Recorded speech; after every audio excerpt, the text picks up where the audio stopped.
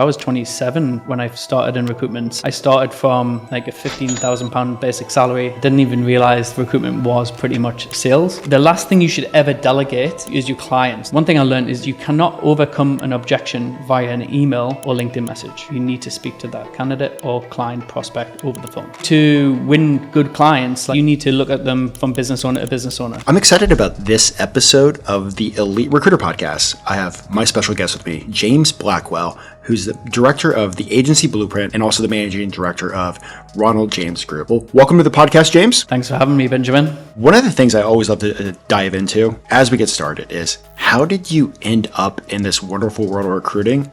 And then after you explain that, kind of talk about where you're at now and what you're doing with both of your companies. Yeah, awesome. Yeah, so probably like every person in recruitment, I fell into recruitment. I didn't even realize recruitment was pretty much sales. So I started off as a car salesman, working at BMW for 5-6 years. It was actually my sister's boyfriend at the time, worked at a recruitment agency I ended up working for, and told me about it. And I was like, how are you making so much commission? And he was earning like 3 times more than me, but I felt like I was working harder, was a better salesperson, but I was in the car trade. I sort of fell into recruitment, got the opportunity there to work at a company called Frank International, or Nigel Frank, back in the day. Just dove into recruitment, I think probably at an older age. I was 27 when I started in recruitment. I started from like a £15,000 basic salary with like away you go type of thing. So it was an interesting start and I enjoyed it. But back then we didn't have LinkedIn, so it was CRM, job boards, and that was about it. It's amazing like what recruiters nowadays have at their fingertips compared to some of us that have been around the block for a while. I think the problem is I have too many tools and too many distractions. Okay. And how did you get started with your own firm? Yeah, so I worked in a recruitment agency for like 5 years, progressed all the way to team leader, manager of a division, and I'd always wanted to start my own business again. I previously ran a coffee shop and a car garage when I was younger. It was one of those where it was all about timing and there's never a perfect time to start your own business. So I was always trying to wait for a big paycheck, or I was waiting until I got every duck in a row lined. And it just never works out like that. So I started my agency in 2015. That was pretty much from a kitchen table. And it was like day one, I was like, wow. Like you don't realize how easy you have it working for someone else in terms of the website's done, you've got your CRM, you've got your tools, you just need to show up for work, put your computer on and away you go. And you can easily get distracted when you first start up a recruitment agency, thinking you need all of this nicely polished website, you need everything set up, you need all of these systems. Yeah, so I started that back in 2015 because I knew I wanted financial freedom. You can make maybe 6 figures in recruitment working for someone else, but firstly you get taxed very highly. Basically the lifestyle most recruiters live, well, when I was there back in the day, was typical Wolf of Wall Street style recruitment, lunch clubs on a Friday, and the whole idea was you spend your full month's pay packet within the first week and then away you go again. So I was stuck in that cycle. So I knew like there had to be a better way, and obviously when you work for yourself and start your own agency, you've got more control over making more money if you put in the right work and you follow the right process and you're successful with that. I know a lot of people are, one of the things that why they jump into their own agency or as a solopreneur is the freedom that you have, the financial freedom. And I know you've talked about multiple podcasts and other things, how you've really just bought your job back, right? I call it golden handcuffs. So you tend to find that most recruiters set up their own agency and then all of a sudden instead of just having to do one job, which is being a recruiter, they're having to be a business owner as well and learn that trade. And what you'll tend to find is the maximum they'll hit is maybe 100, 200k a year. Maybe if they're lucky, they might get 250k a year. But they'll realize they can't take holidays, they can't take time off. If they're off sick for a week, nothing happens. There's no candidates coming in. There's no placements being made, no interviews, no candidate follow-ups. And they get stuck in that cycle of like, I've seen many agency owners being in it for 10 years and they're still just being a solopreneur, which is working by themselves, and they're still trying to dig their way out of it and eventually want to exit. There's nothing wrong with having like a solopreneur recruitment agency, but at some point you'll give up wanting to speak to candidates every day, for example. So you don't have a business. Like you think you're a business owner, but you're not really. You're just a highly paid employee for your own business. I will recommend that. Sometimes it's better to be a highly employed in your own business than working for somebody else. But if you want to definitely grow and scale, you got to do something a little different. And that's actually one of the reasons why I want to bring you on the podcast is I know that you've helped multiple agency owners like hit that magical 7-figure mark. What does somebody have to do? What's a journey to hit that 7 figures? The first thing that we need to build is we start off with like the client side. So like without any paid clients, you have no real recruitment business. So we want to make sure that you've got enough clients coming inbound. And the first thing, like I always say for the agency owners to build, is a client attraction system. That's a methodology of where you go out one-to-many and you've got leads coming in consistently of your client in your niche, and a way to build out a Dream 100 campaign. So the second thing we would build is like a Dream 100 campaign. So these are like the top 100 clients, like over the next 5-10 years, you really want to work with, that you know you're going to get multiple repeat business from. Because to scale your agency to 7 figures, you need at least a handful of clients that are going to be coming back time and time again, as opposed to just getting one-off spot business all of the time, because that's a very stop-start, and it's very hard to go to 7 figures just doing one placement a year with each company. So once you build that out, then it's making sure you can win some clients exclusive retained. I don't mind getting exclusivity over retained. It doesn't really bother me, but the idea is you want to get a head start over your competition. So again, creating a unique methodology. We've got a signature sales pitch deck that we develop, and that's how you present to every potential lead to turn into a client. Your unique USP, how you deliver differently, what extra services you can give that end user client, of how you can maybe do 5-10 hires a year with them, and how you would sign them up exclusive or retained. So the first thing is building the client attraction system. Then you need a way to do sourcing without you doing the sourcing. So the next thing is, as a recruitment business owner, you're in there LinkedIn, you're shortlisting, reaching out to candidates, you're following up, you're emailing, you may be doing some looms. Like there's so many things that you need to do. It's impossible to get to 7 figures. So the next thing you need to fix is a way to source candidates without you doing it. So you can leverage some LinkedIn automation, some email automation, a clever ATS, and then what I call marketing sources. So inside our agency blueprint program, we show you how to hire a marketing sourcing team. So my agency, Ronald James, has a marketing sourcing team of 7 sources, and all their job every day is video outreach, voice note follow-ups, Loom videos, email follow-ups, and creating some omnipresence in LinkedIn. So creating social media posts, job posts of the day, video job of the days, all of those things that'll get traction for candidates. So then the recruiters are just doing what they do best, which is speaking to highly qualified candidates, doing interview feedback calls, and closing the deals. That's like the second piece, is merging those two together. Then obviously the system automation operations, and really upgrading your mindset as well, because what gets you from 6 figures will not get you to 7 figures. So you need to reprogram your mind as well, because a lot of people get fearful of hiring employees and growing. So we need to get past that fear factor and upgrade your mindset. You hit a few points I definitely want to go back and revisit. First of all, you have a sourcing team, you have a recruiting team, and do you also have a sales team too? No. So one thing that I have noticed, I mean, we've helped over 600 agency owners now scale. I would say the 7 figures, probably around 200. And I would say that the biggest thing, the last thing you should ever delegate, Benjamin, and maybe you would agree with me, is your clients. So you should always be the front of house of your business, your brand. You're that figurehead. So when you're winning, pitching business, that's you. That's your number one role, is to I used to always do 3 meetings a week in Ronald James. So that's 3 client pitches. I would normally win 2 out of 3 or 3 out of 3. And then I'd feed the team. And that's my job done, because that's the hardest skill to do, I would say. And for you to win good clients, like, you need to look at them from business owner to business owner. So stakeholder to stakeholder, C-suite. So if you hire someone else in, they're never going to be able to sell your business as passionate as you can. So I think it's very important that is the last thing that you delegate. And really, when you're delegating that, you should have at least a client book of 50 to 100 clients that you've made successful placements with. And then you're handing off more account management as opposed to new business. And then once you've got the flywheel working, then you can maybe have one of your recruiters to do some business development. But the majority of the building from year 1 to year 3, year 4 should be you as the business owner. That's your primary role. Oh, that's great. How many sourcer for that 7-figure mark, to break through that 7-figure mark? How many like team members do you typically have on your team to be successful? To get to 7 figures, so I mean, it does vary depending on the size of the fees, because we've got some clients in the program that are doing $25,000,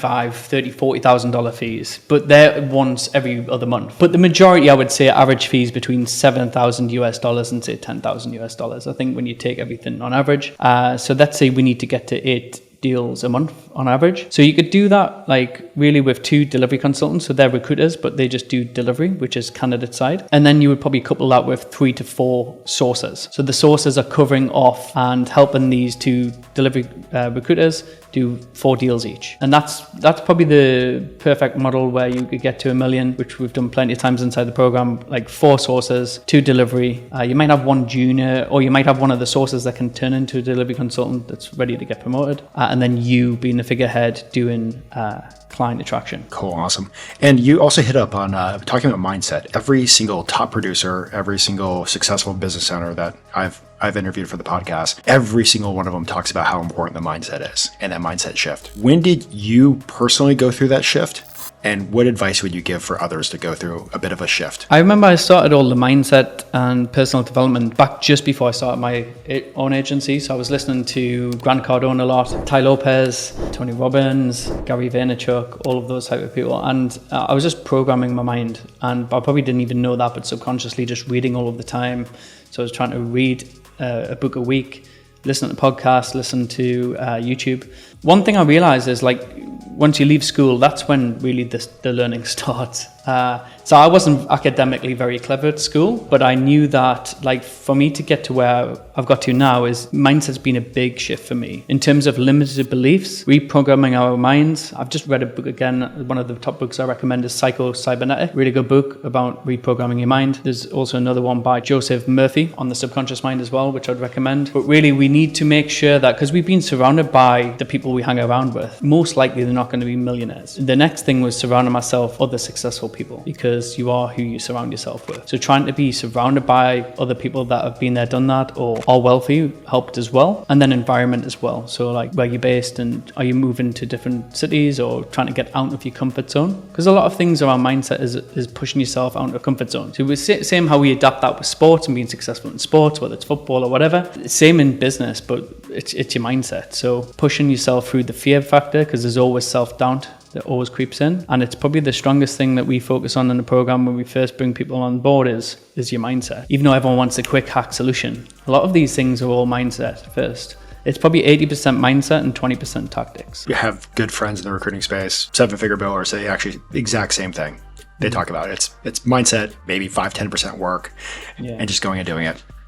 Awesome. So it's 2023 has already been a bit of an interesting year, definitely in the recruitment market.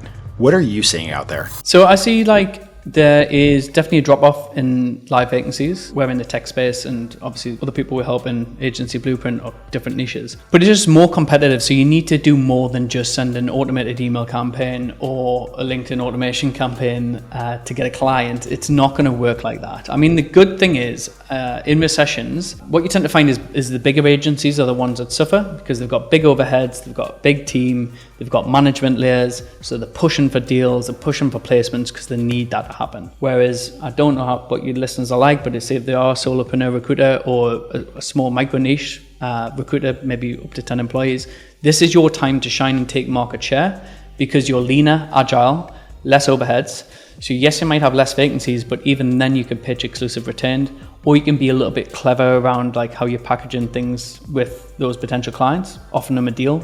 If they bundle them in 3, for example, that's a few things that we've done, but also going the extra mile of winning a client, and what other service can you offer? So last recession we started building out a marketing agency within Ronald James that would give people a branding pack. So we would help those companies attract better talent by helping boost their brand, which was doing a video case study of their culture, interviewing some of their employees, posting that on LinkedIn, pushing out micro content, helping them by sponsoring a webinar event around the tech space, so letting them be the key figurehead sponsor for the event, which showcased more talent to them, so they can get more talent inbound, creating career websites for them that is hyper targeted for their niche and speaks to their audience and language, because most career sites for companies are not made for the job title they're hiring for. It's just very generic on every department. So we would go micro niche on that. So all those little extra nuanced things you could add in with the fee would be a standout differentiator if you winning that client over competing against the other agencies. I was going to ask you, the next question was what are some unfair advantages that you can create for yourself? And you just nailed a bunch. Is there any more that you can add? I would help them with posting, so helping, because the biggest advantage most recruitment agencies have got in their market is their leverage on their network in LinkedIn. So you're probably connected to 70% of your candidate market on LinkedIn, or you and your team have. So the end user client isn't. They're probably connected to 5%, 10%. So you're giving them your platform to push out their branding and content. Yeah, I would use that as a service as well, so you can redistribute and reshare their content, help create their content, help push it out. You could also sell up maybe a mini structure on like, okay, you want to hire direct instead of using us as an agency, that's totally fine. I haven't tried this, but I would maybe try and pitch a workshop to them where you maybe sell it for $2,000, $3,000, and you're giving them the full blueprint, the step-by-step on how you hire that tech talent or the talent for your niche. So what the message sequence is on LinkedIn, how they can build out a LinkedIn automation campaign, how they can nurture through ATS, how they can do looms with follow-ups, how they could hire a sourcer. You could put a sourcer in their team that could be outsourced, and you could just do that way. There's probably different ways you could do that where they want to save on costs and they don't want to use an agency fee. They still need to know how to recruit and how to get the best talent, because most of those companies will still need a recruitment agency. And what you tend to find is they get rid of internal recruitment teams, say they're going to do it themselves. The next few weeks is crazy for the hiring managers. The last thing they want to do is message people on LinkedIn, follow up on email, arrange interviews. They still need an agency at the end of the day. So I think even when the market goes down a little bit, there's still a massive demand. 70% of the market's still going to need an agency at some point. So it's just making sure you're there and you're adding a little bit extra value. And I would always offer by maybe doing even a free workshop. You could get a free workshop. I did this a few years ago now, but that was in person, and we had like 40 to 50 potential of our target companies in on a workshop, and I spent 3 hours just showing them exactly how to hire talent without using a recruitment agency. So I gave them so much value, how to use hacks on job boards, LinkedIn, what messages to send, how to follow up.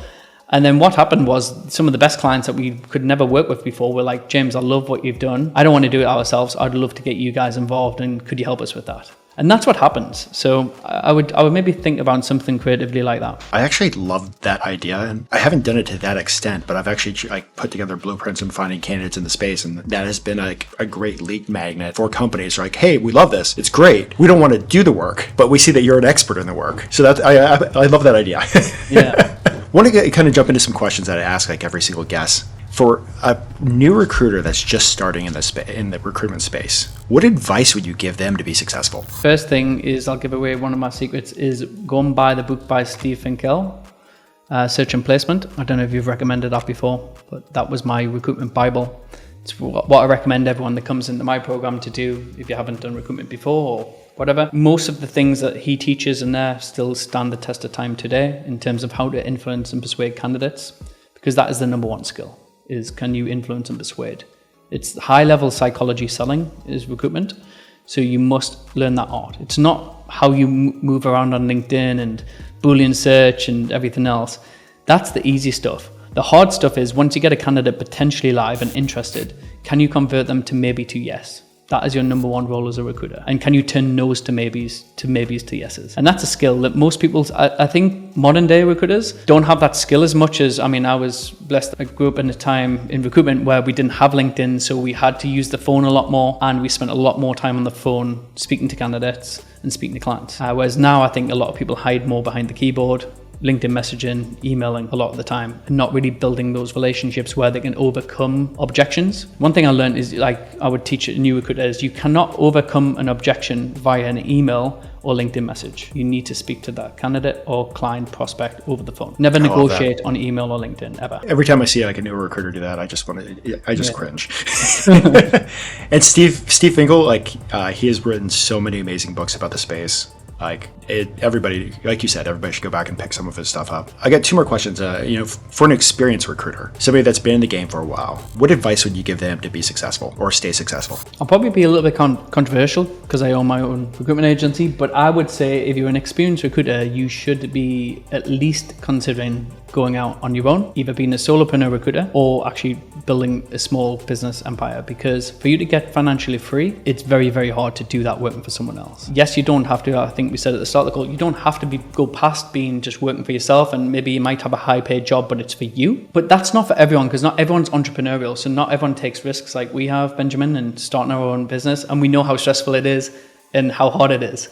So every time I see if someone sets up to try and compete against me, I'm like, good luck, because it took me 8 years to get to where I got to. So I think most people, they'll find it hard because they're not prepared to put in the work. And I would say it's not 40 hours a week, it's 80 hours a week, because you have at least 20 hours a week learning. I'm still to this day learning every single day, at least 4 or 5 hours a day. YouTube, podcasts, books. Every day, and I don't need to. I could retire, live happily ever after, but I'm always hungry to learn, and I think that's what differentiates people that set up on their own to stay in a recruitment agency. But people, so you're probably going to have a crossroads where, for an experienced recruiter, you need to add value to that agency. So I'd be speaking to the business owner and saying, look, I don't want to leave and set up on my own, but what can we do in terms of a partnership, profit share scheme? Can I be a director? Can I set up a new brand within that agency and be entrepreneurial? So make sure that if you are a good recruiter, you'll never get rich just being a biller every single year. You're going to have to progress within that company. So whether you have, like I said, a different niche, or you build out a department or whatever it is, and you get a profit share, or you go in partnership with them and you set up a company together or whatever, that could be beneficial. But that's what I would say to an experienced biller, because at some point you will get burnt out. At some point you will not want to speak to a candidate again. Trust me, because I'm the same. That will not last forever. So there's hustle and determination will only get you so far, especially being in recruitment, because no one wants to be a recruiter for the rest of their life. Because like I said at the start, the journey is most people fell into recruitment and you want to fall out of recruitment as well. So it's a great position to be in because it's meritocratic. You can make a lot of money in recruitment. However, you always want to think in the future, long term, do you want to be doing this forever, or would you like to have a team that's doing the deals for you and making you the money and you're just orchestrating that? So whether you do that for yourself or you do that inside the agency, that's what I'll be aiming for. And I'm going to ask one more question on this. You got a great recruiter that's looking at starting their own company.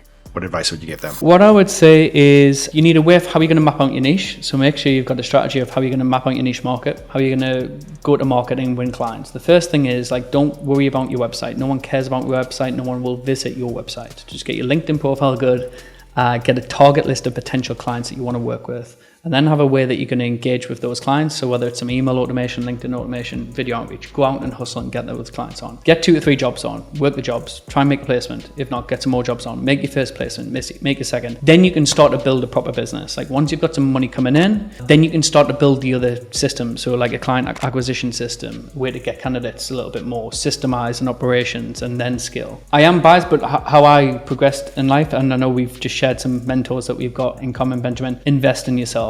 Whether it's my program or not, it doesn't matter, but you definitely need a mentor. Like if you don't get a mentor doing this, trust me, it is so lonely. There'll be so many mistakes that you will make. It will take you a lot longer. The chances of success are a lot slimmer. So if you've got someone by your side that can guide you, that's been there and done that and has seen around the corners you can't see yourself, the likelihood of success is a lot higher. What I would be against, and one thing that I don't really like, I don't know if you've had people on your show that do this, but the people that invest in recruitment agency startups and take a massive slice off their pie, I don't agree with, because I've saved so many people that came into my program that have been 50-50 partners or having to give away 40% of the billings every single month. And that company that invested in them gave them no systems to generate clients or candidates, no way to build out a business. They literally put a payroll system in place and in a website, and then now they're paying them 40% for the rest of their life.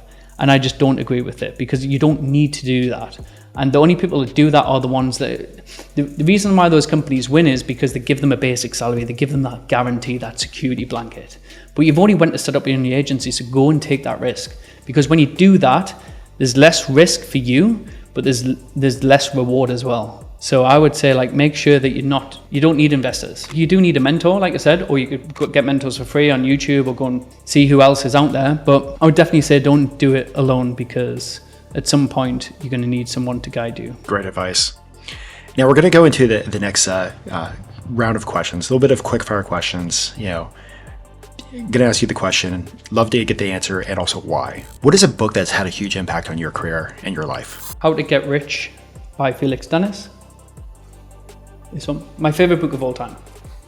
And I've read it so many times. I've got so many copies. Take notes. So Felix Dennis, he was worth almost $1 billion, based in the UK, started a Maxim magazine and publication company. And he literally just says warts and all what it's like to go out on your own. He calls it the lone wolf, and be really successful. And there's sacrifices. And not to take investors, not to take certain different money, not to hire too many employees, he says. Overheads walk on 2 legs is one of his quotes. And those employees always need to be generating money. Don't spend money on fancy offices. so many things. But that was the one book I would recommend everyone to get, is Felix Dennis, How to Get Rich, because he wrote that book and he didn't need to make any money, and he was giving everything away for free. And it was just a really interesting journey of his life. Probably that one in terms of something more practical, because that's an autobiography. Everyone always says Think and Grow Rich by Napoleon Hill. I've got one of the richer ones, The Law of Success there. That was a good book. But I would say if you're going to build a recruitment business, Built to Sell by John Warrillow. Top Great book. books. Very simple book as well, but it makes sense. It helps you think how to build a business with systems, which is why I started Agency Blueprint. Can you repeat this process, and can you replace yourself so you actually own a business, not have a high-paying job? And that's the principles in Built to Sell. Awesome.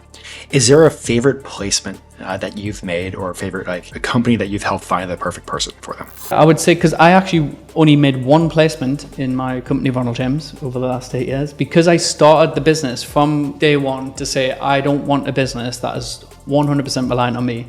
So I hired my 17-year-old brother when I started my agency. He had no qualifications, and he came and he just learned from me. So I trained him all the scripts, printed out the scripts, got him making candidate calls straight away. So I knew that I had someone that could just source and potentially do deals, and I would just listen to the calls and help them close. But there was a role that came in with, still to this day, one of our biggest clients that I think they've generated with us maybe 2.5 million, 3 million over the last 7 years. Great client, exclusive, got a really good relationship with them. They give us a role for a lawyer internally in their business. We specialize in tech. So it was like just such a random role. But I was like, I think at the time it was like an £18,000 free. And I was like, we'll take it. So I just literally, I think, emailed 5 people on LinkedIn. And I'm just like, yeah, she'll be a good fit. He won't, blah, blah, blah. It was 5 in-mail requests. I think I had 3 conversations, 2 interviews, placement straight away. And that was the first and last placement I ever made in my own agency. But it was a sweet one. Awesome. Is there like a favorite quote that you live by that's had an impact on your life? If you think you can, then you can. And if you think you can't, you can't. So just a simple mindset one. Like, it's belief. Awesome. Well, here's actually one of my favorite questions. Like, everything that you know now about the space, like the experiences that you've gone through, if you can go back and talk to yourself at the beginning of your recruitment career, what advice would you give yourself? Your goal in recruitment is to make as much money as possible in the shortest period of time, but don't try and shortcut that. So I would say don't waste time on LinkedIn home feed, news feed.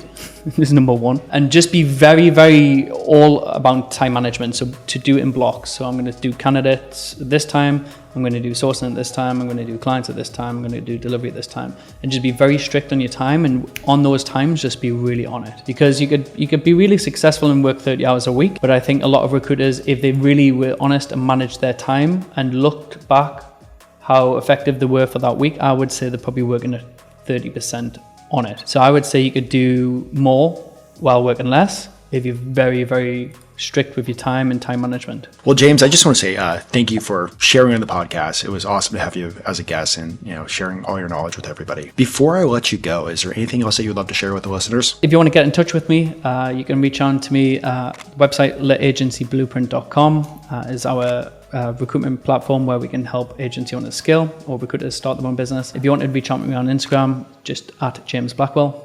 I normally share some things on there, and my YouTube channel where I share lots of free content. Been doing that for like 4 or 5 years. So anything around recruitment, just put in James Blackwell on YouTube and follow me on there. Awesome. Well, thank you, James. And for the listeners, until next time. Thank you, Benjamin.